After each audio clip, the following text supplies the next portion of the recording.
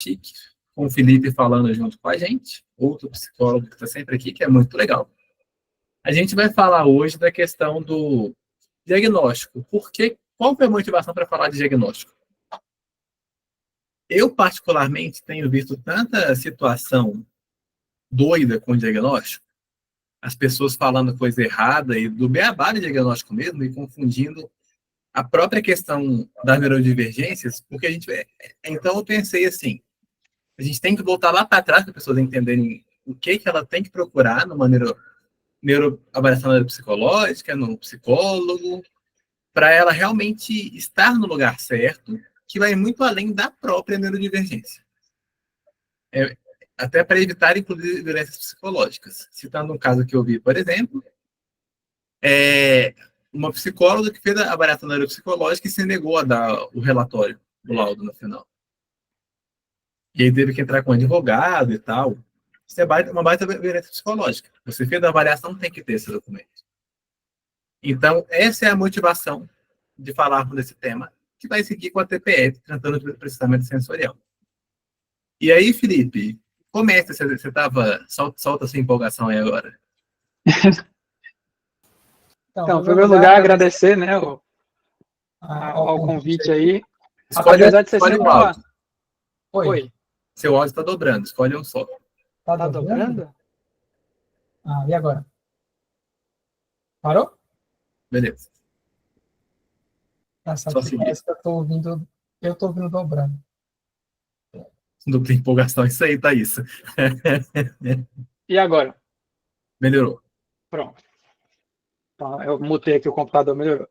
Aí eu falo que é ótimo, né, o convite, fico muito feliz de ser convidado, apesar de ser, de fato, uma batata quente, porque é uma temática bastante polêmica no sentido, mas não por ser polêmica que é impossível de ser falada, pelo contrário, acho que ela é muito importante da gente trazer, e eu estava trazendo a importância de como o diagnóstico, né, ele é necessário hoje em dia, não só no aspecto de autoconhecimento, mas ele ser, para muita gente, um processo de direcionamento, porque eu acho que quem vive muitas vezes a sombra de não entender o seu próprio funcionamento, no sentido de um autoconhecimento, acaba passando por uma experiência muito nebulosa da vida, né? Eu acho que aqui no grupo eu já trouxe algumas experiências que eu tive com essa perspectiva de não conhecer o diagnóstico, ou necessariamente não ser necessariamente o diagnóstico completo, se a gente poderia dizer, já que eu tenho essa suspeita ainda de identificar uma dupla excepcionalidade, mas o fato do diagnóstico ele vir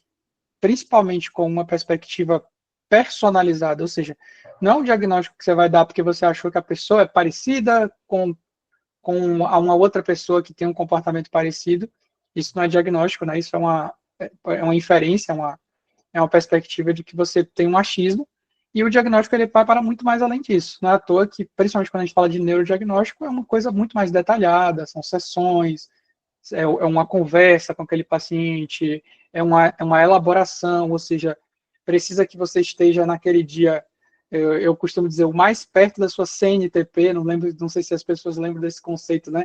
Se eu não me engano, é física ou é química, me corrija se eu estiver errado aí, que é as condições normais de temperatura e pressão, né? E se a gente não está nessa situação, o próprio avaliador, ele geralmente nos traz, olha, vamos deixar então para fazer essa avaliação no outro dia, já que você não se alimentou bem, já que você não está se sentindo bem aí porque você dormiu mal, ou porque você teve um momento aí que te tirou sua atenção, ou que você ficou ali em grande estado de ansiedade.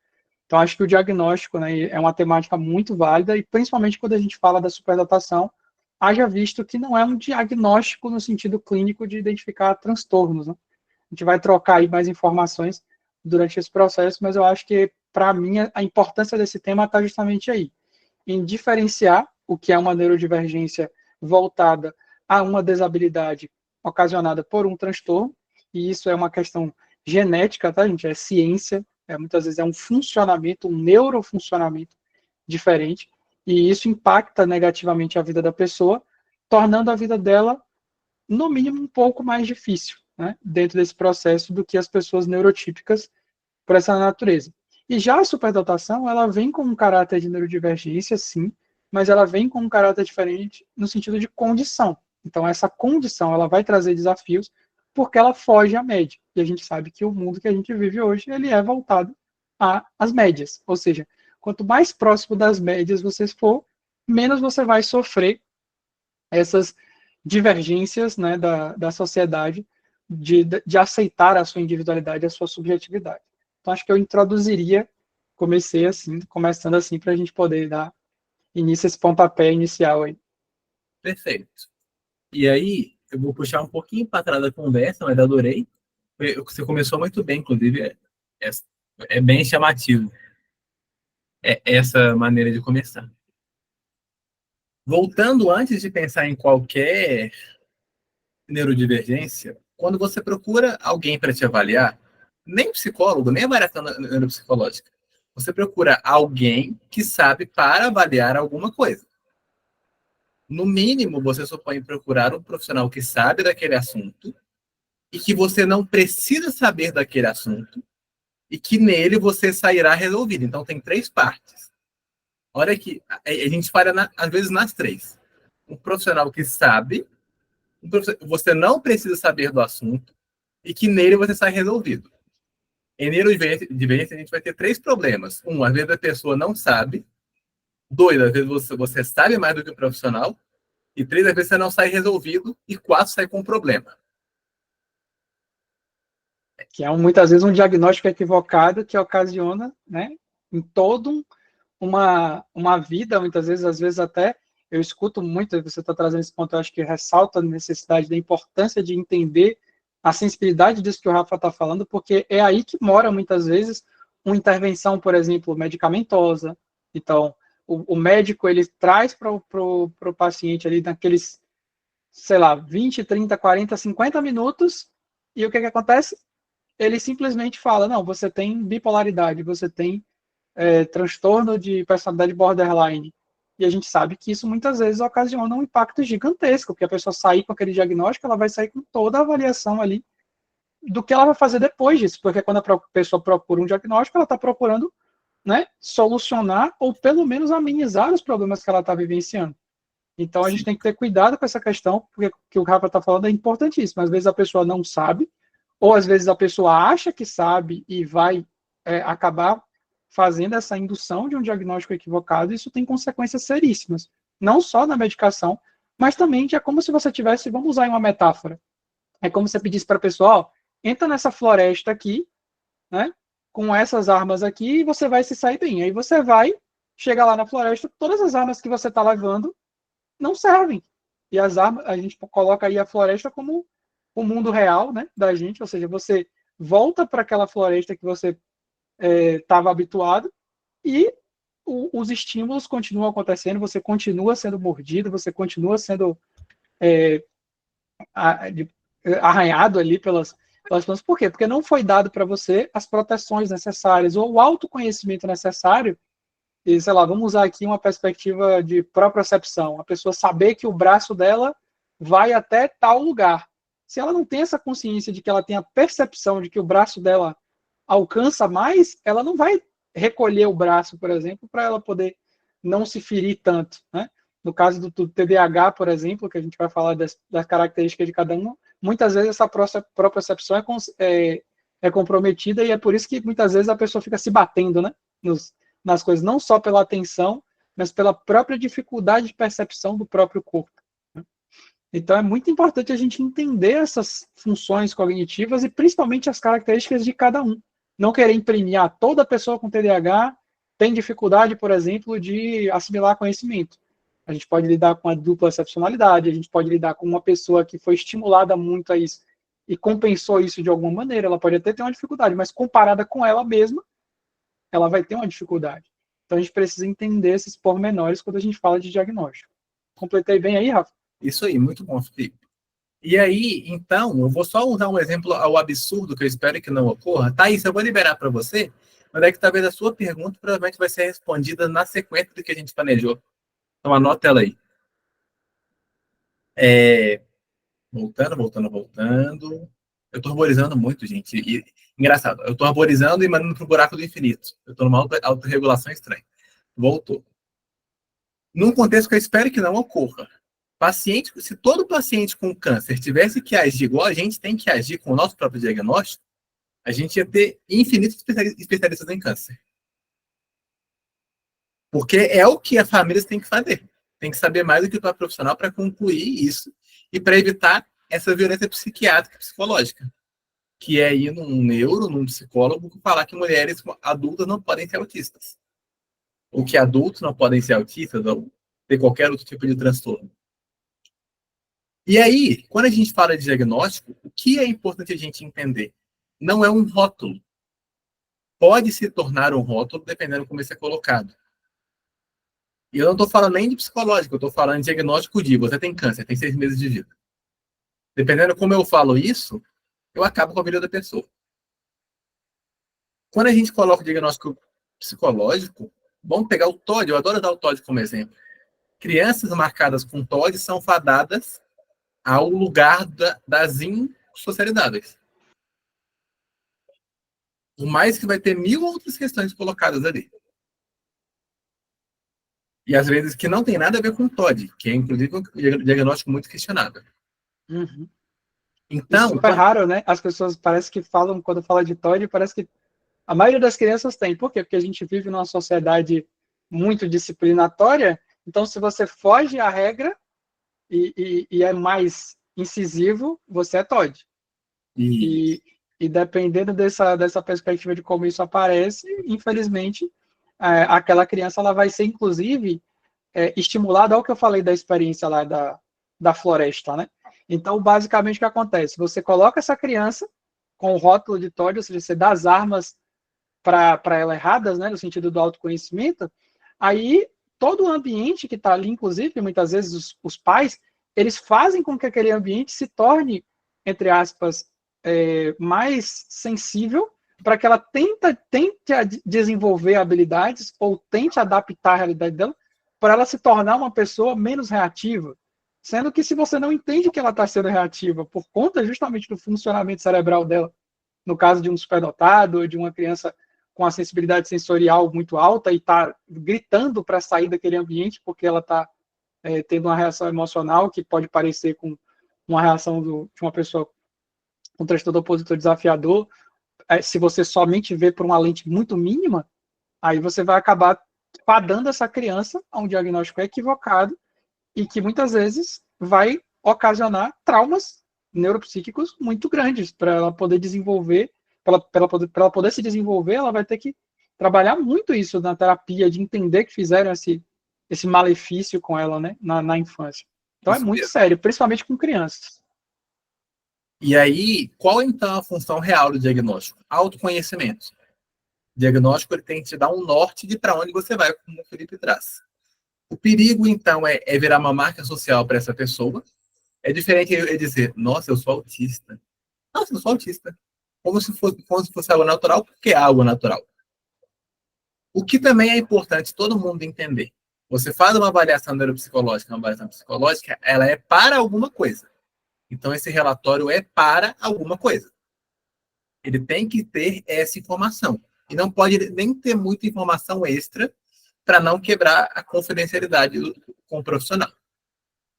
Documentos que o profissional tem que usar, pensando inclusive na medicina, principalmente, aliás, CID, Classificação Internacional das Doenças, que é o que vai dar os critérios diagnósticos, e CIF, Classificação Internacional das Funcionalidades.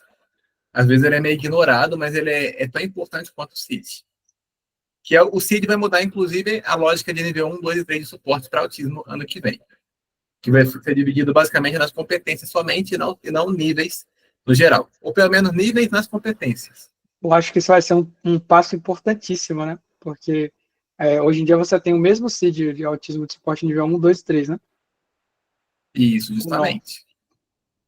E aí, para fechar essa parte geral, ficou tranquilo para você? Vocês têm alguma dúvida nesse sentido? Que a gente vai partir para a parte da divergência mesmo. A resposta à pergunta que a Thaísa... Vai lá, Thaís. Levantou de novo. Sobre quando você vai fazer a avaliação e aparentemente você sabe mais que o avaliador. Como lidar? Nossa, essa pergunta é duas vezes. Capciosa, né? É aquela pergunta que você joguei e sai correndo. Assim, acho que a gente poderia tentar responder isso da seguinte forma. Quando você tem a consciência, né, de que você tem mais conhecimento sobre aquilo que você está procurando, provavelmente você deve perceber se aquela pessoa que está te avaliando, ela tem um caráter que eu acho que é importantíssimo, que é justamente o caráter de humildade. Porque assim como você aprendeu, ela também tem possibilidade de aprender. Talvez não em maior, no mesmo nível, no mesmo grau. Mas é muito importante que se você tem uma suspeita, no caso a gente está falando aqui em específico da superdotação, é que você sinta que aquele profissional tem condição de avaliar aquilo. Que ele tem a vontade de avaliar aquilo. Que ele pode, inclusive, e talvez nesse caso da superdotação, eu acho importante fazer até a pergunta. O que é superdotação para você?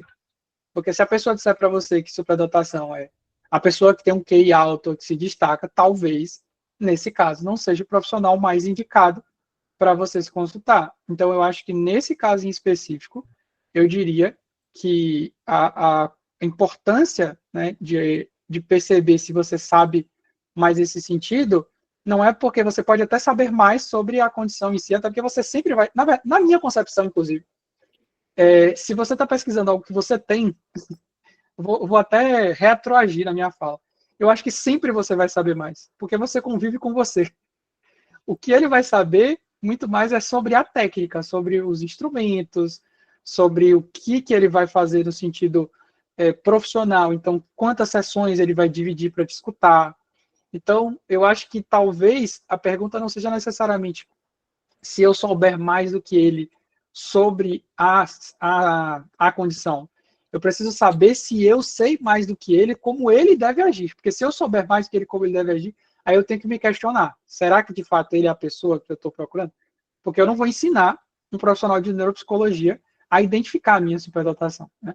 Isso aí, realmente, eu acho que é até uma violência psicológica para você colocar para o superdotado fazer com que o neuropsicólogo, né, acho que é só o neuropsicólogo que faz essa avaliação no geral.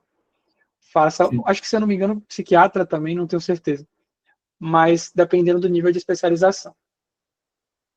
Sim.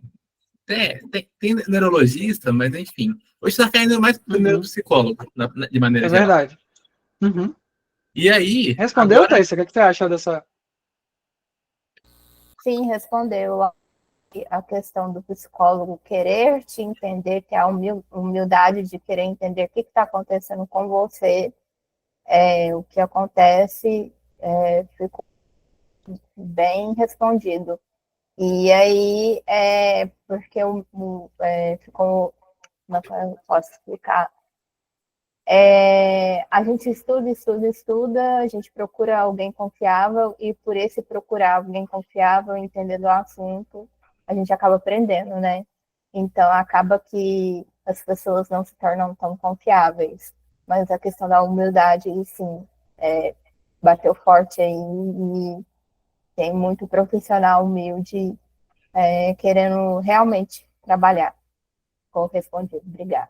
E eu vou complementar a resposta do Felipe ainda, Thaís. O fazer da psicologia exige pesquisa por natureza. Total. E, por exemplo, eu não atendo casos de quem está com vícios, especialmente em drogas, naquela etapa mais intensa de ter que internar.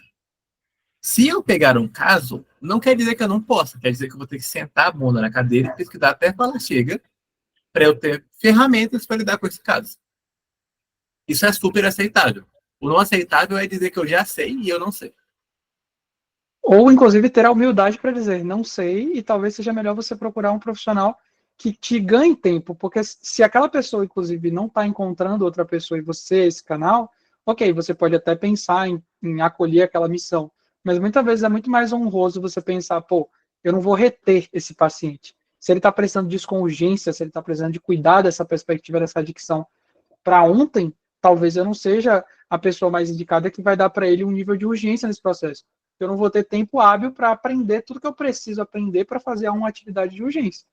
Então, justamente, é por isso que eu falo na perspectiva de humildade, porque às vezes o profissional ele precisa ser humilde. eu estava conversando sobre isso outro dia com uma amiga, que, gente, avaliação neuropsicológica não é para a gente ficar transformando nem uma coisa luxuosa, nem uma coisa também medíocre que não tenha valor. A avaliação neuropsicológica por si, eu escutei uma frase, acho que foi da Fran, ela traz uma fala muito interessante, que é a seguinte, ela diz assim, é justo que muito custe o que muito vale.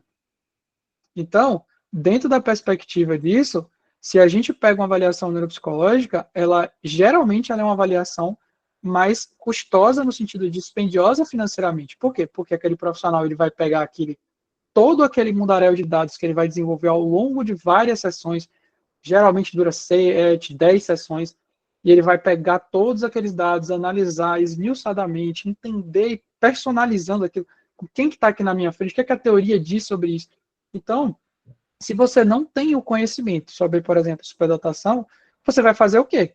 Você vai levar todo um conforto, no sentido visual, para poder seus olhos se direcionarem aquilo que você já sabe. Então eu já diagnostiquei autista, eu já diagnostiquei TDAH, eu já diagnostiquei TDL, eu já diagnostiquei TDI. O que vai acontecer? Eu vou só para aquilo que eu já estou acostumado. Esse, para mim, é o maior perigo. Então a gente deve ter humildade e a intenção de entender que se a gente está pagando, né, um custo que muito vale, a gente precisa receber algo que muito vale. Por isso a necessidade de um profissional com humildade. Justamente. É isso aí, Thaís. Você entendeu o princípio do que a gente quis dizer. A fala de hoje tinha quase que só falar até aqui. Porque as pessoas estão tratando muito sobre diagnóstico, um monte de coisa que não faz sentido. E esse beabá, que não é tão complexo, tem que ficar claro para as pessoas. E, agora, aprofundando em neurodivergência mesmo, o que a gente vê muito que é assustador. A gente tem aquele diagrama de Venn com autismo, superdotação e TDAH, que têm características em comum, que ocorrem de maneiras diferentes, inclusive todos têm sobrecarga por causas e de maneiras diferentes. E essas três coisas, sozinhas ou misturadas, causam comorbidades, por vezes muito naturais. E aí você vai ter profissionais que desconhecem tudo isso, vão diagnosticar só a comorbidade. Vai ter casos que a comorbidade, pensando aqui em ansiedade, transtorno social, ou qualquer outra coisa que possa acontecer, não é um transtorno, é parte da própria condição não trabalhada com forma de autorregulação. Mas pode também ser uma outra coisa que está além da própria condição como comorbidade. Isso é ainda mais complexo quando a gente pensa em dupla ou tripla excepcionalidade. Pensando que a tripla é uma condição social, mas ainda assim, duplas somadas. E um profissional que vai conseguir diferenciar isso é muito bom. E às vezes ele trabalha em equipe para isso. Um profissional que ele confie, que às vezes é um neuropsicólogo com um neurologista no processo. Uhum. Ou um psiquiatra, ou até mesmo um psicólogo. Ou um neuropediatra, e assim por diante. Perfeito. Psicopedagogo. Então, isso tudo é um cuidado muito grande. Voltando para o próprio TOD. Às vezes você pega alguma criança que está diagnosticada como TOD, você entende a superdotação e continua com o TOD, isso não faz sentido. O superdotado ele é naturalmente dificultoso para lidar com a autoridade. Nenhum de nós aqui vai conseguir dar conta de um espaço 100% autoritário. A gente vai ser a pessoa do TOD no ambiente autoritário. Ou a gente vai adoecer até falar chega. Muito naturalmente, sem esforço. Ou a gente adoece ou adoece o ambiente. E eu digo com experiência própria que, como aconteceu comigo o processo de adoecer e também adoecer o ambiente, eu posso dizer com toda a tranquilidade do mundo que eu prefiro que a criança adoeça o ambiente do que ela adoeça. Eu prefiro bancar e trabalhar com os adultos ali à volta e dizer, ó, o ambiente está ruim, vamos entender o que está acontecendo aqui, vamos perceber aqui quais as adaptações. Eu não trabalho com criança, mas quando eu faço essa reflexão, né, com mães de pacientes, eu sempre falo sobre isso. Olha, é melhor que a gente entenda que esse ambiente está adoecido dentro da perspectiva de que essa superdotação, essa condição não conhecida, ou até muitas vezes esse processo de não se conhecer, né, não entender, não validar-se para si mesmo, faz com que ele, por exemplo, só diga, eu mesmo usar a minha frase quando era criança. Eu dizia, mãe, parece que eu tenho uma vozinha dizendo para mim, faça coisa errada. O que era esse faça coisa errada? Se mexa. Você tem muita energia aí no cérebro, você precisa se gastar essa energia. Então o cérebro falava, sai da cadeira. Né? Só que não dessa forma especificamente. Né? Mas ele trazia esses impulsos. Aí o que acontece? Diagnóstico equivocado. É hiperativo. Sim. Então a gente precisa entender esses sinais para a gente poder ficar ligado e não adoecer a criança. O ambiente está adoecido, é mais fácil a gente cuidar desse processo dessa criança e o ambiente melhorar do que a gente tentar só tratar a criança e o ambiente continuar ali, estressou, e ele continuar vivenciando. É o que eu falo lá da selva.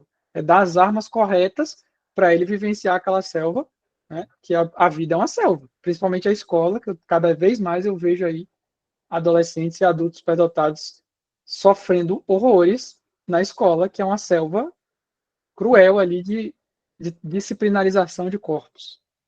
E aí, fechando a minha parte, o Felipe pode fechar dele para vocês falarem também, é importante que a gente entenda a avaliação e a neurodivergência não como uma coisa exatamente ruim. E quando eu falo isso, eu tenho que esclarecer, eu não estou dizendo que não há limitação.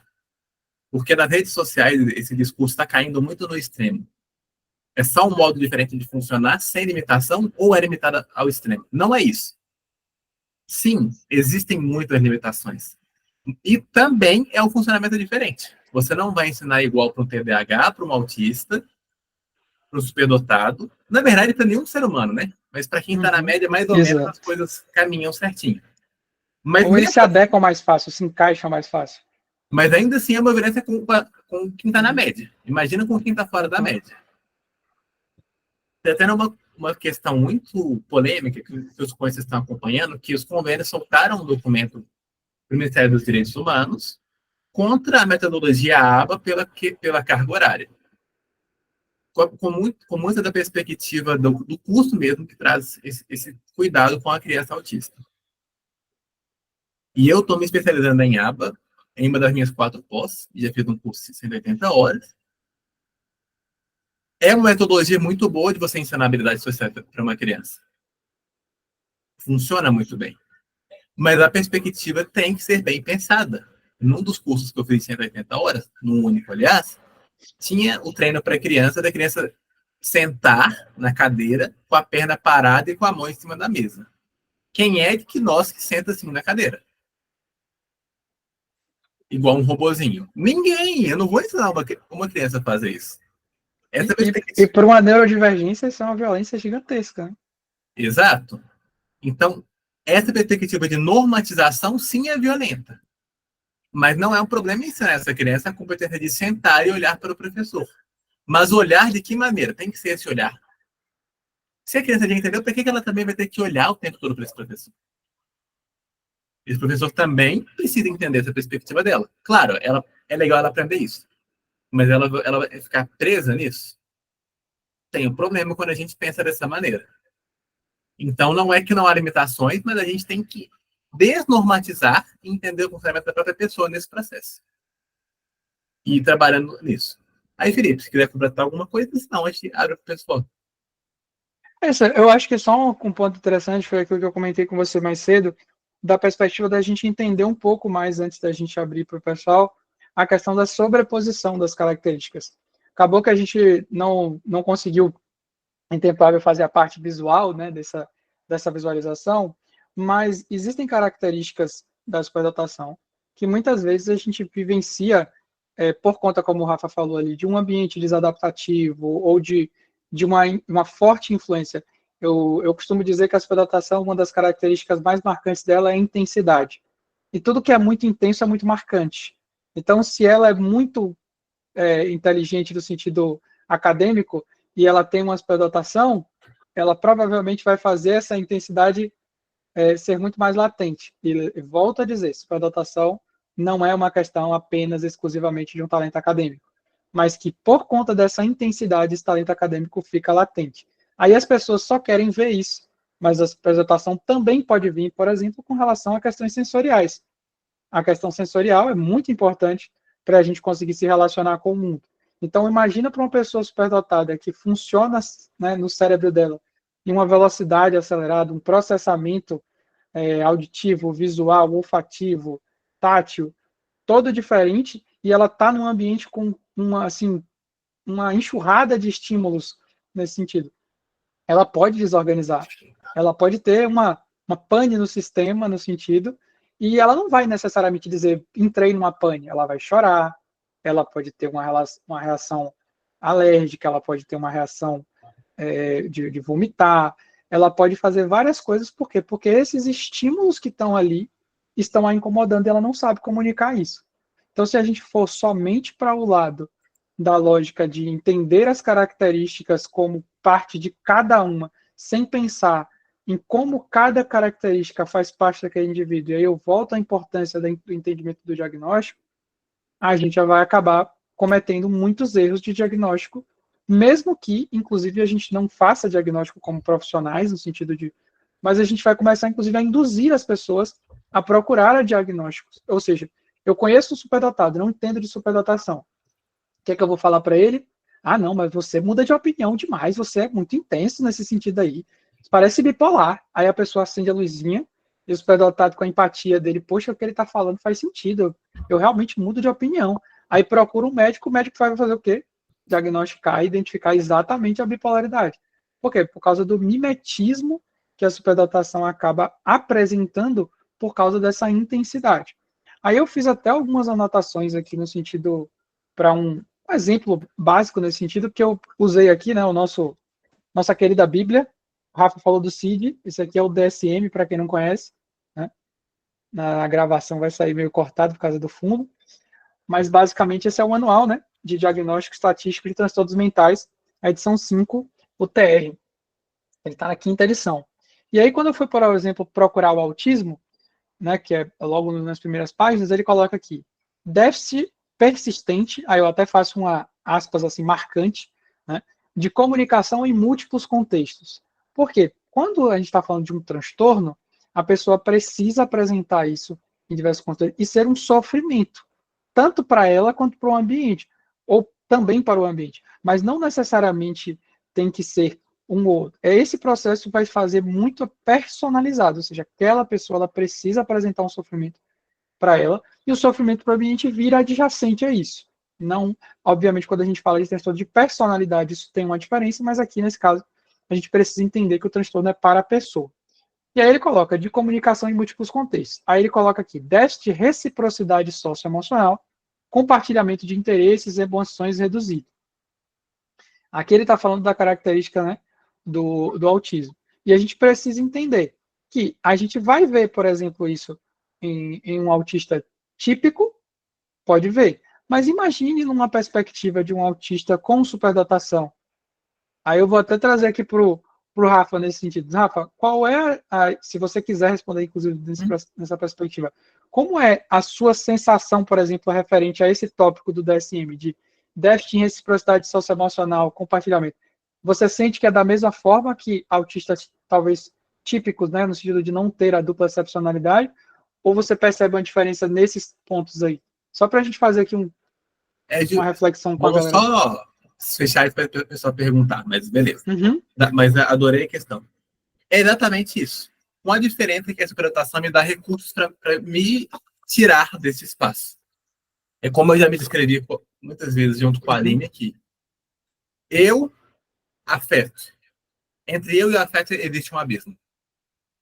Eu consigo olhar para ele, mas eu não consigo entendê-lo como um afeto. É aquela coisa do autismo não fazer teoria da mente. Uhum.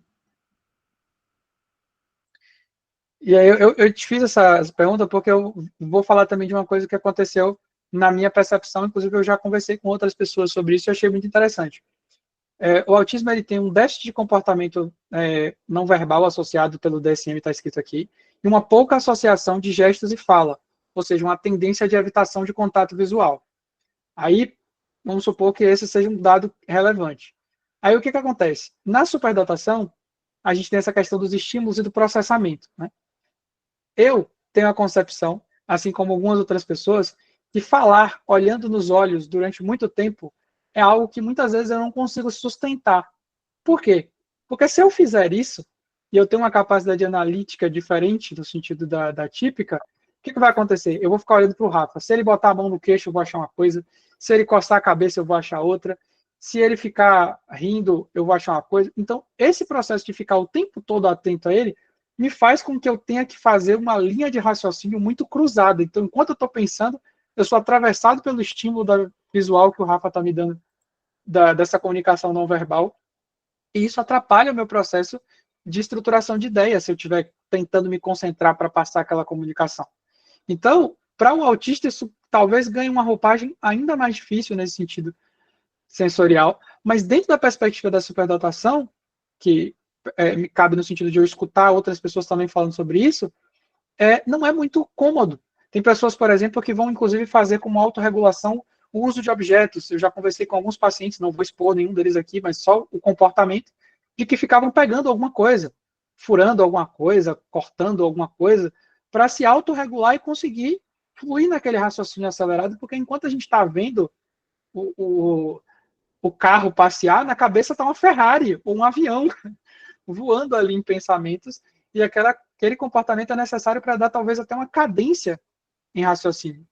Então, é importante a gente entender essas questões de sobreposição para a gente não cair na falácia de achar que somente um comportamento ou alguns comportamentos vão definir, se a gente não se debruçar e entender que aquele comportamento acontece baseado em, muitas vezes, um processo, às vezes, até de condicionamento, quando a gente fala, por exemplo, do MESC, não só no autismo, né, mas na superdotação ou no TDAH, isso vai acabar induzindo a gente a raciocínios clínicos equivocados.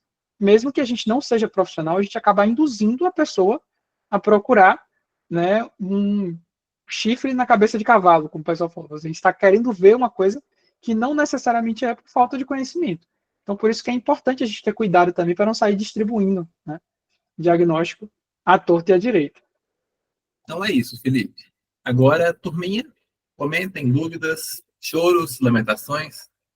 Que tal o muro da lamentação ainda aqui, o muro digital? Como na semana passada, deixa eu só dar uma sugestão. Como na semana passada o pessoal engajou, gostou muito do tema, né, de restrição alimentar, que a gente falou, da seletividade alimentar e tudo, que foi super bacana.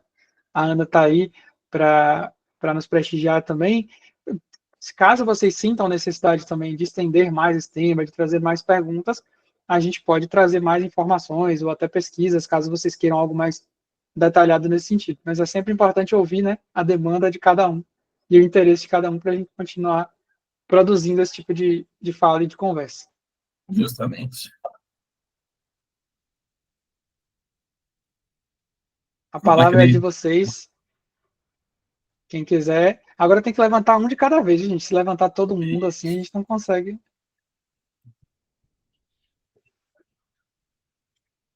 Surpreendente. E outra coisa interessante também, que vale ressaltar, que como a gente está trazendo aqui, eu vou fazer, inclusive, o papel de reflexão nesse sentido. Tudo que a gente traz é baseado nas nossas percepções, nos nossos estudos. Não quer dizer que a gente seja, né, super-humano e que a gente saiba de tudo e que tudo que a gente falou seja extremamente verossímil em todos os casos, até porque a gente falou da importância de cada um. Então, caso a gente também tenha divergências ou ponderações, até quem vai ver depois, né, que vai ver o vídeo gravado, fica à vontade também para poder divergir, para falar a respeito da sua percepção, do que acha que é congruente e do que não é. A Simone levantou a mão aí para falar com a gente. Olá, adorei, muito bom, Felipe. Semestre passado eu tive psicopatologia e esse semestre é psicopatologia especial e ele está indo nessa linha, né? Porque um diagnóstico, né, de que o sintoma é toda a cena, então eu tô assim nesse semestre bem focada nisso, né? E todas as questões, né? Na sala da minha filha tem trocentas diversidades e a gente vê algumas sendo muito bem trabalhadas pelas famílias, outras os pais usando de desculpa para a criança poder ser, né, do jeito que ela quiser e acaba atrapalhando os outros, né? Aí, o que eu fiquei pensando é essa questão. Eu não tenho laudo de superdotação, quem tem é meu filho.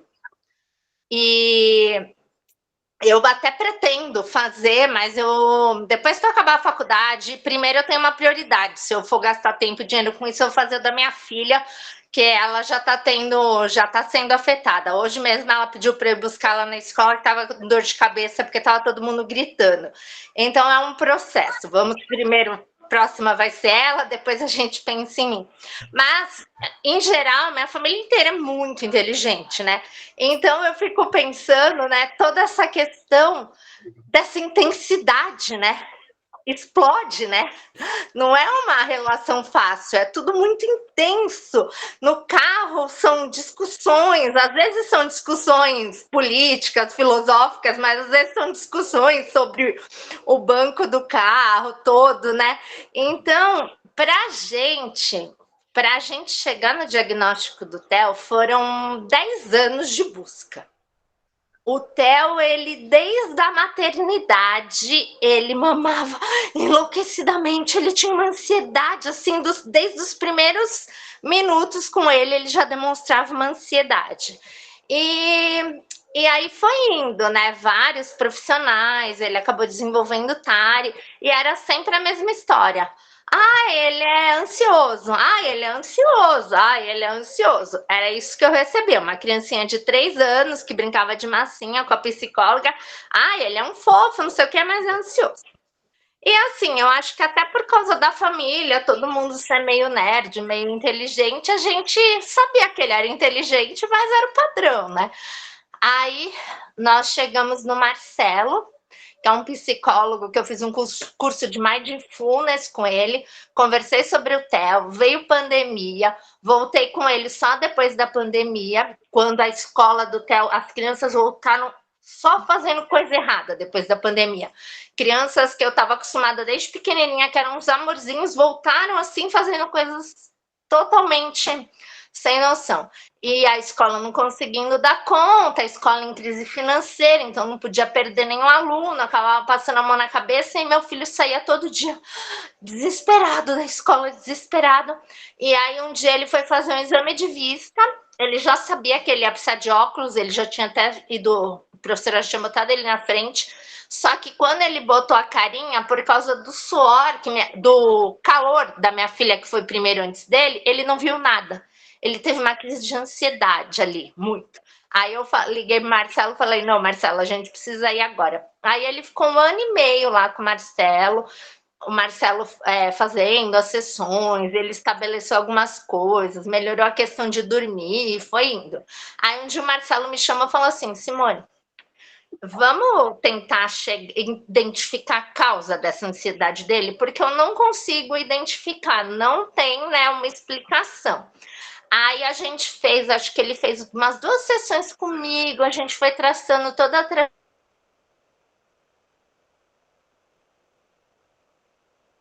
Marcelo, uma coisa que eu tenho curiosidade. Eu tenho um primo que tem TDAH e tem inteligência acima da média. Será que a gente não podia avaliar, né? Ele falou assim, que o Theo é muito inteligente, ninguém duvida, vamos ver, né? E aí ele aplicou o VISC, aplicou uns outros testes, aí chamou eu e meu marido para dar o retorno e deu. Eu nem imaginava que ele era inteligente, assim, igual todo mundo em geral na família. E aí foi quando eu entrei nesse mundo da superdotação, né? E aí que a gente percebeu, né? Então, para a gente foi um processo assim de mais de 10 anos de busca, desde a maternidade, tentando identificar por que aquela criança era ansiosa daquele jeito. E quando veio o diagnóstico, a gente aprendeu a lidar, e o Theo também aprendeu a lidar com ele mesmo, e com os outros. Ele se tornou, né, ele às vezes sabe, né, mais tolerante, mais... Então, assim, é uma coisa delicada, né, porque é um processo, às vezes não vai ser no primeiro profissional, mas que quando é bem feito e quando é bem pontuado, assim, faz uma diferença muito boa, né, na gente lidar, né, com essas questões, né. Deus quiser, no futuro vamos ter melhores profissionais para fazer esses diagnósticos. Estamos lutando por isso, né? Realmente, obrigado aí pela sua sua fala, porque é muito bacana, principalmente quando você traz isso, porque eu acho que ressalta a importância dessa questão de entender que é como você falou, ele já dava sinais, né? E a gente fala dos sinais aí, não só intrauterinos, né? Porque tem pesquisas que falam sobre essa, mas depois do nascimento também, dessa intensidade. E aí a gente acaba só identificando, eu não estou dizendo que está errado, não, só foi a característica como você chegou, por conta de uma perspectiva de uma inteligência acadêmica acima da média, que fez essa acender a luzinha para ver a superdotação que estava ali. Mas, para muito além da inteligência acadêmica, né, ele já apresentava sinais, como você falou, sensoriais, tudo isso.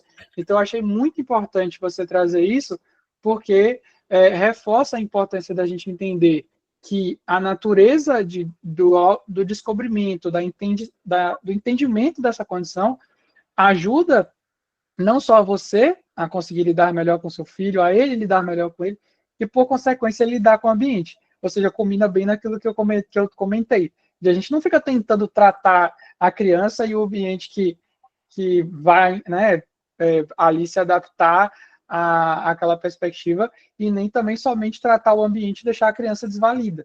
Então, quando você fez o processo aí correto de entendimento, de cuidar de toda aquele sofrimento, porque é um sofrimento que ele estava vivenciando ali, desse desconhecimento de si, ele começou a desabrochar melhor, né? No sentido de se sentir mais apropriado desse mundo. Eu acho uma história muito bonita, no sentido de que, obviamente, é bonita, não no sentido de ser dramática, de ser aquela coisa do mise-en-scène que as pessoas acham que ser superdotado é holofotes, né? Eu chamo de um universo. Para mim, se abriu um universo que eu não conhecia, e eu falo porque eu sou pedagoga, eu tenho também magistério, e eu já tinha visto essa matéria na faculdade. E eu não tinha noção de como era vasto esse universo. Você falou isso, eu acho engraçado que na minha história mesmo, de pessoa, né, antes de ser psicólogo, eu sempre tive a curiosidade. Eu falava, gente, mas e as crianças que têm muita inteligência, as crianças superdotadas? Eu vi uma vez uma palestra do Neil Degrasse Tyson, já falei aqui, acho que dessa vez, de um menino que, tipo, com 3, 4 anos, 6 anos, não lembro agora qual é a idade dele que aparece nesse vídeo, e aí ele, acho que ele é 4 anos, ele ainda responde assim, eu tenho 3 anos e alguns quartos. Ele fala em fração a idade dele. Aí o Degrasse ele dá a palavra para o menino e o menino pergunta o sentido da vida. Então, um menino pequenininho. Então, eu sempre me estimulou muito essa perspectiva da inteligência, além disso me chamar a atenção no sentido de querer entender essas pessoas, porque eu sempre fico assim, como que a educação trata essas pessoas? E eu nunca me aproximei disso. Então, quando nesse sentido aconteceu, essa perspectiva da descoberta na minha vida, eu comecei a entrar nesse universo que você falou, as coisas melhoraram muito, muito mesmo. E aí, só um comentário muito rapidinho. Não normalizemos violências. Você não deveria demorar 10 anos para encontrar um profissional. Quem tem câncer não pode demorar 2 meses para se encontrar uma solução. Isso é uma violência, não pode ser normalizada. Vai lá, Natália. E eu estou em São Paulo e com bons convênios médicos, então imagina por aí. Justamente. Mas não normalizemos isso. A gente tem que lembrar que isso é uma baita violência. As comorbidades dele vieram porque não foi entendido lá atrás. Vai lá, Natália. Uma pergunta e também algo que eu vou falar. Por exemplo, a pergunta que eu tenho é que eu estou vendo nos grupos, eu estou em vários grupos de superdotados adultos, e muitas mães com seus filhos fazem testes neuropsicológicos e não têm a resposta que elas esperam, e tem totalmente todas as características. E a criança sai com um laudo que não tem nada. Ou seja, tipo, não aparece superdotação, não aparece nada. E eu pergunto, primeiro que eu pergunto, o profissional, ele tinha experiência, ele conhece sobre o assunto? Não. O que fazer com essa pessoa? Essa pessoa gastou muito dinheiro e muito tempo para testar essa criança. E ainda, você não pode testar uma criança hoje e fazer outro teste daqui a 2 meses. Você tem que esperar minimamente 1 ano. Então, essa pessoa vai ficar... As mais, eu já conversei, tipo assim, vou ter que ficar 1 ano para tentar fazer de novo, a ver se eu talvez eu consiga um neuro que faça e que conheça sobre o tema. Então, é um vácuo muito grande que tem nos testes, mas quando é criança. né? Porque os profissionais não estão informados, como você falou, eles não sabem verdadeiramente, não conhecem o assunto. Então, muitos vão fazer o teste com profissionais errados. E outra coisa também, são psicólogos.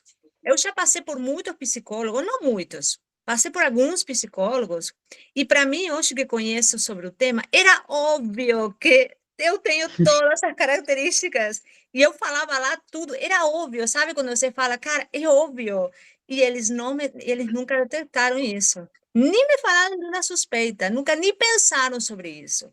Então, eu era tratada de uma forma que nunca fez efeito em mim, porque do jeito que eles trabalhavam comigo, não funcionava comigo, porque eu já sabia, eu falava para eles a resposta daquilo que eu estava passando. Ah, eu estou passando por isso, por isso. Eu sei que eu errei aqui. Ou seja, já sabia. O que eu precisava era alguma coisa que me tirasse esse nó da cabeça, que eu já sabia que tinha errado, aonde tinha errado, o que eu tinha que fazer. Só que talvez não tinha força de fazer o que eu precisava fazer. Mas eu já sabia para onde tinha que ir, onde tinha errado. Então, muitas vezes, eu deixei de fazer psicologia, ou seja, deixei de ir para um profissional porque não servia para nada. Até que eu conheci um que é superdotado. E ele, em uma sessão, ele é maravilhoso, ele me faz pensar de uma forma que eu não tinha pensado, ele me faz perguntas-chave, sabe? Perguntas que me fazem pensar, e ele sabe como fazer para me tirar daquele nó.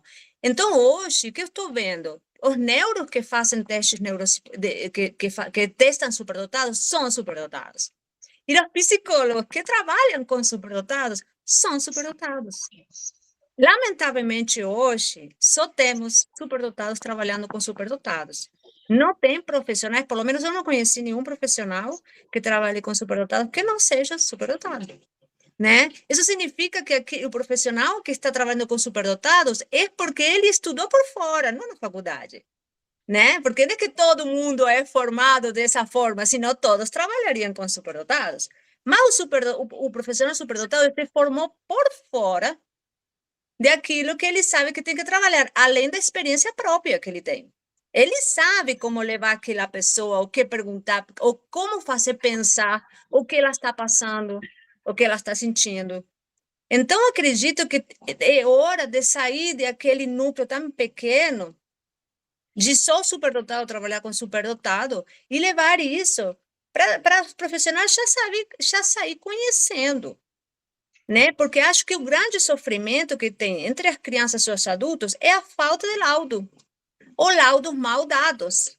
E isso acaba com a vida da gente, porque a gente tem um laudo que fala que não fala o que a gente tem, entre aspas, que a gente não tem nada, a gente é. E você fala, gente, mas eu não consigo estar bem, ou traz muitos problemas, quanto mais profundo, mais problemas traz. Mas eu acho que a dificuldade que a gente tem hoje é isso, a falta de profissionais não superdotados que saibam sobre o tema, né? Que saibam, um paciente chegar lá e falar, olha, eu acho que você é superdotado, né? Então, a gente que detecta na hora, quando tem outra pessoa superdotada. Isso é muito, parece que a gente sente o cheiro, é muito forte quando você conhece uma pessoa e você sabe que a pessoa é. Então, mas isso não tem como ensinar em uma faculdade. Mas tem uma parte teórica que deve ser ensinada, né? Total. Que não é ensinada. Então, é isso que eu queria falar, que eu acho que hoje a gente precisa de profissionais não superdotados que conheçam sobre superdotação. Tanto profissionais na área médica como professores. Porque a mesma coisa, a gente já conversou sobre isso, né? Sobre a falta de entendimento dos professores, onde eles não detectam, né, os alunos, e aquele sofrimento, né? Como na área médica. E eu acho que vocês, que são psicólogos, os dois, e os dois são superdotados, e você, Rafa, que também tem o autismo, seria muito importante você se fazer conhecer, porque tem muitas pessoas que estão precisando, né? Superdotado, hoje em dia, lamentavelmente, tem que ser tratado por superdotado, que é onde a gente vai ser mais entendido, né? Porque um profissional que não entende, que não compreende, ele vai nos amar, nos vai tratar bem, vai ser amável, mas não vai ir no ponto. né? Então, eu acho que vocês deveriam, sabe, de alguma forma levar, não sei, colocar em grupos, de alguma forma fazer vocês trabalhar com superdotados, que acho que é onde está mais carente, né? E é isso aí. Acho que seria muito bom vocês conseguir, né, trabalhar com a maioria, com muitos, para eles não estarem com outros profissionais que não vão conseguir entender e tirar ele daquela angústia, aquela situação de crise, né, que a gente passa muitas vezes. É isso aí. Eu vejo um prognóstico bom no sentido de que aqui a gente já tem vários profissionais que fazem várias coisas legais, tá? Aqui a Ana nutricionista, tem a Sandra, que é da área de tecnologia e assim por diante. Tem várias pessoas que estão chegando só por aqui e em outros lugares também. Então, eu tenho um bom prognóstico e eu vejo seu comentário parte de duas coisas: formação e também não validar violências. A gente não tem nem mecanismo legal para isso, né? Mas não deveria ter essa validação. Fez um trabalho ruim, você tem que chegar no CRM, no CRP, porque Em que sentido não validar violências? o exemplo da Simone, ela demorou 10 anos para encontrar alguém. Ah, sim. Esse profissional que errou deve ter alguma validação de que, olha, não vale, você atrapalhou a vida de uma criança. Mas ele não tem a culpa, o conhecimento não chega para eles. Eu concordo com você nesse sentido. Não acho que é culpa. Eu sei de superdotação muito mais que muito psicólogo, porque eu procuro informação, eu busco, eu assisto tudo que tem, então conheço. Mas ele que sai de uma formação acadêmica, ele não tem a culpa. Ele não conhece, ele não procura informação sobre superdotação, porque ele não tem essa demanda. Então, por isso que falo que os profissionais que trabalham com superdotados, eles são superdotados. Então, eles procuram por fora e eles são, e de superdotado que hiperfoca nas coisas, ele vai a fundo e ele é um gênio na superdotação. Ele vai ser o melhor profissional para superdotados, porque ele vai atrás da informação. O que não detecta um superdotado, ele não tem a culpa, na realidade. A culpa é o sistema. Ele não tem a culpa disso, né? Acho que o sistema é o culpado. Né? Então, não tem como penalizar alguém que não tem a culpa. Acho que o problema vem muito mais do fundo, né? De aqueles que vêm ensinar o que precisa ser ensinado, e não é ensinado isso, né? Eu quero jogar o peso na penalização, só dizendo que quem se propõe a fazer um trabalho, faça o direito. É nesse sentido. Não, eu concordo com você plenamente, Rafa. O ponto que eu acho que deve ficar claro é que eu não acho que a culpa está em não fazer um bom trabalho por desconhecimento. Eu acho que a maior culpa que eu sinto, e aí eu digo não só para médicos, mas até para escolas que devem, de alguma forma, pegar laudos e invalidar e dizer, não, mas quem é esse profissional aqui que está dizendo para tal coisa, como eu já ouvi pessoas passarem por situações nesse sentido. Eu acho que a culpa está justamente no que eu comecei falando na minha fala, na falta de humildade. Porque se você não sabe, é melhor você dizer não sei, do que você dizer eu sei e não é o que você está falando. Eu acho que essa arrogância é de fato culpa. Do contrário, eu sempre trago para os meus pacientes a diferença de culpa para responsabilidade. A responsabilidade, ela é uma divisão, muitas vezes, importante. Então, a responsabilidade de estar aqui, né, com o Rafa, trazendo essa mini explicação, né, para a gente sobre essa temática, é inicialmente 50% de cada um aqui. Estamos em 2. Então, dentro dessa perspectiva, é importante a gente entender isso. Porque se a gente não fizer isso, primeiro as pessoas vão se eximir da responsabilidade, ou seja, eu não preciso saber de superdotação. Se você quer trabalhar com avaliação neuropsicológica, você precisa saber de superdotação. É um erro você não saber de superdotação, porque se você está avaliando pessoas, você tem que saber. Você pode dizer, não sei. Assim como eu, inclusive, já assumi para vários pacientes meus que eu indiquei a avaliação neuropsicológica antes de conhecer a superdotação e pedi desculpa para eles. Para quem que for meu paciente que um dia assistir isso aqui, vai ter consciência disso, porque eu já cheguei para ele, olha, quando eu atendi você, eu não conhecia essa informação, então tá aqui, eu quero me deixar que você conheça sobre essa experiência, sobre esse sentido e tal. Eu fiz isso. Eu cheguei para paciente meu e falei, olha, quando eu avaliei você, eu não tinha esse conhecimento, achei importante você conhecer sobre isso, vai atrás, se você achar interessante, se você se identificar, porque a partir daí essa pessoa vai procurar, se ela uma avaliação mais detalhada. Mas até lá, o que vai aparecer no diagnóstico dela? TDAH, autismo, né? Qualquer que seja o funcionamento. Por quê? Porque é aquilo que estava ali. Minha avó dizia para mim, a gente só dá o que a gente tem. O que acontece? Ele só deu o que ele tinha. O diagnóstico que ele tinha para dar era autismo, TDAH, porque era o que estava aqui no DSM. Procura superdotação aqui. Não vai ter. Por quê? Lamentavelmente, a Porque não é uma doença. maioria das Não, pessoas que vão pode procurar o falar. diagnóstico, elas não sabem, não conhecem. Exato. Poucas pessoas já conhecem antes de achar o diagnóstico, né? Eu procurei por fora, então eu já sabia, quando eu fui buscar o diagnóstico, já fui buscar um profissional que conhecia sobre isso, porque eu já me informei antes, mas a maioria não sabe, né? Então é um assunto que é meio como que está um pouquinho, está pouca gente, uns 5% da população, então dificilmente alguma vez chegam para mim. É um pouco isso, entendeu? É tão pouca gente que para que vamos quebrar a cabeça estudando isso? Melhor vou entrar em outras, em TDAH, em outras coisas que tem mais gente. Então, tem a ver com isso também. Vou deixar falar as outras pessoas. Isso, vai lá, Ana. Obrigado, Natália. Foi muito boa a sua participação. Viu? Acho que a Ana levantou a mão, não foi? Isso, pode ir, Ana. Vamos lá, boa noite, pessoal. Não, pois é, essa questão que vocês estão falando de laudo, de avaliação, né, de neuropsicológico, enfim, eu, depois que eu fui estudar a parte da psicopedagogia, né, que eu fiz nutrição, aí fui trabalhar com educação infantil, né, com escolinha, eu sou nutri de escolinha, e aí eu comecei a ver essa questão das crianças e comecei a perceber. Aí eu fui fazer a pedagogia e depois a psico e a neuro. E aí, então, nessa parte, exatamente para essa questão das crianças, das dificuldades, de como elas têm, né, que foi que me chamou a atenção. Então, depois de estudar a parte da psicopedagogia, eu comecei a entender assim, não, mas eu também entender as minhas questões, os meus problemas, as minhas coisas. E aí eu fui dizer, não, mas TDAH eu tenho, né, e fui correr atrás de laudo, fui pedir avaliação, fui sempre, qual era o laudo que eu recebi dos 2 testes neuropsicológicos que eu fiz de depressão, né? O último, QI bom para a idade, acima da idade, da média, enfim. Mas, assim, os 2 que eu fiz foram questão de depressão.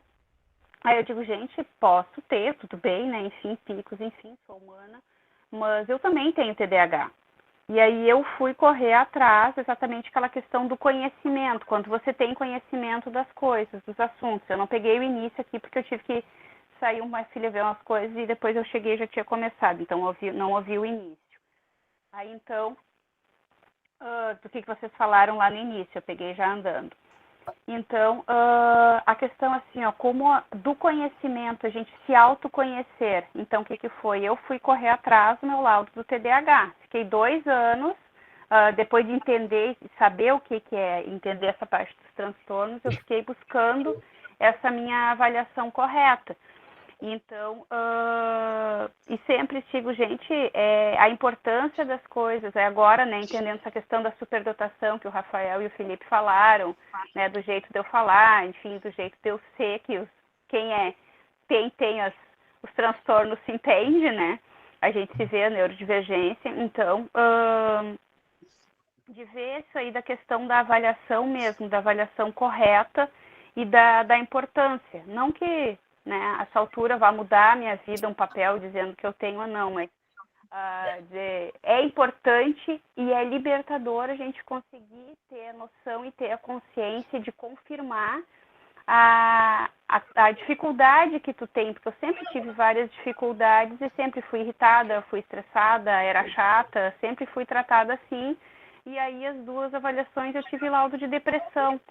E aí depois da avaliação, consegui um psiquiatra que é especialista nessa área, e ele disse, não, se tu tivesse um laudo, não levantou a parte da superdotação, mas se tu tivesse um laudo de depressão, tu não seria do jeito que tu é, seria diferente, outras coisas. Então, muito pode ser relacionado pela frustração que tu tem de não conseguir fazer e das pessoas não te entenderem.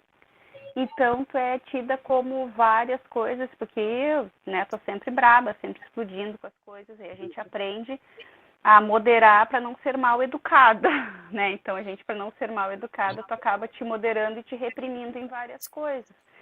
Então, quando tu entende como tu vai fazer e como tu vai, enfim, ser melhor, apesar de um laudo fez diferença nesse sentido, para dizer, não, eu tenho isso aí, para mim foi muito bom. E aí, então, acho que é bem legal essa parte da ponderação da avaliação correta, né? E acho que é isso. Muito bom, Ana. É isso mesmo. Felipe, você vai lá. É que ela falou isso aí, me chamou a atenção justamente do aspecto referente a essa questão de a gente não ter o conhecimento, digamos assim, desse todo, né? E aí eu digo sociedade, a gente às vezes mesmo quando não conhecia a superdotação, eu sempre tive desde pequeno forte sentimento de depressão.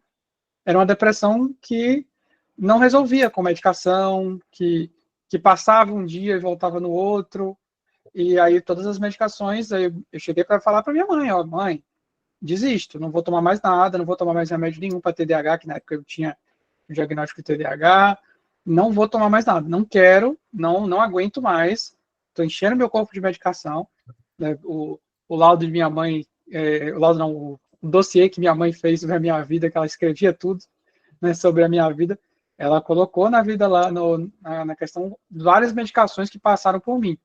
Desde quando criança, as medicações até antiepiléticas, né, porque foi identificado também uma questão cerebral que com o tempo cessou, para as questões mais voltadas a essa questão comportamental.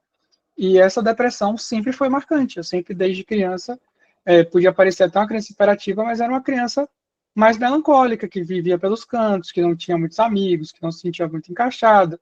Isso causa uma depressão existencial. Aí você vai para uma perspectiva voltada a como é que eu posso dizer? Um autoconhecimento, e você não traz para essa criança, ou para esse adulto, ou para esse adolescente, a concepção de que ele pode ser assim, devido a um funcionamento cerebral diferente, ele vai viver a vida toda com a sensação que eu tenho vários pacientes que dizem, eu sou quebrado, Felipe, eu não consigo, eu não dou conta, eu não faço. E aí eu te pergunto, diagnóstico lá, tá, aparece lá, transtorno depressivo maior no laudo, você toma medicação e não resolve, a pessoa vai fazer o quê? Vai deprimir muito mais, vai ficar muito mais triste, porque se a medicação não está resolvendo. Por quê? Porque o diagnóstico da depressão existencial, advinda de uma superdotação não conhecida, não diagnosticada, não identificada, não percebida, pode acabar ceifando uma vida.